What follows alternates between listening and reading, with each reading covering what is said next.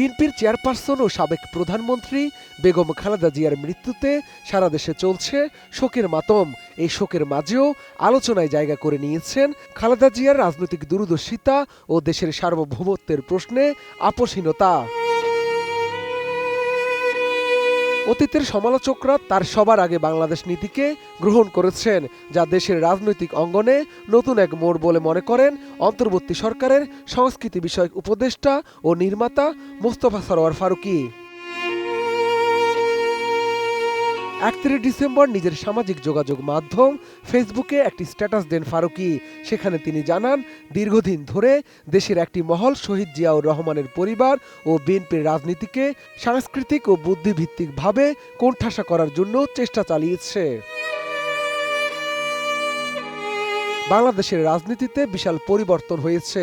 জিয়াউর রহমান এবং বেগম খালেদা জিয়ার রাজনীতিকে বছরের পর বছর সাংস্কৃতিক ও বুদ্ধিবৃত্তিক মহলের যোগসাজশে অবজ্ঞা করতে চেয়েছিলেন তারাই আজকে জিয়া খালেদা জিয়ার বাংলাদেশপন্থী রাজনীতিকে উদযাপন করছেন। এ থেকে বোঝা যায়, দেরিতে হলেও তারা বুঝতে পেরেছেন সার্বভৌমত্ব এবং বাংলাদেশ প্রথম নীতিকে অগ্রাহ্য করার আর সুযোগ নেই। নির্মাতা ফারুকী আরও লিখেছেন, অন্য কোনো প্রশ্নের ঢাল দিয়ে দেশের সার্বভৌমত্বের প্রশ্ন আড়াল করা যাবে না। বাংলাদেশের জন্য 24-এর এটাই শ্রেষ্ঠ উপহার।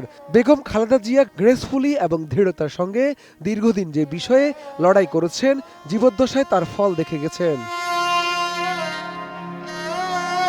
বাছাইকৃত লাল সরিষার দানা থেকে অত্যাধুনিক কোল্ড প্রেস মেশিনে তৈরি হয় প্রাণ সরিষার তেল, আসল ঝাঁঝে আসল স্বাদে। সবশেষ সংস্কৃতি উপদেষ্টা লিখেছেন, তিনি যে আজকে এরকম সম্মানের বিদায় নিয়ে যাচ্ছেন তার পেছনে অনেক কারণের একটা, দেশের প্রশ্নে তার অনমনীয় অবস্থান। এই একই কারণে এই প্রজন্মের কাছে তিনি এতটা রিলিভেন্ট। এর আগে 30 ডিসেম্বর সকাল 6টার দিকে রাজধানীর এভারকেয়ার হাসপাতালে চিকিৎসাধীন অবস্থায় মৃত্যু হয় খালেদা জিয়ার। গত 23 নভেম্বর নানা শারীরিক জটিলতা নিয়ে তিনি হাসপাতালে ভর্তি হয়েছিলেন।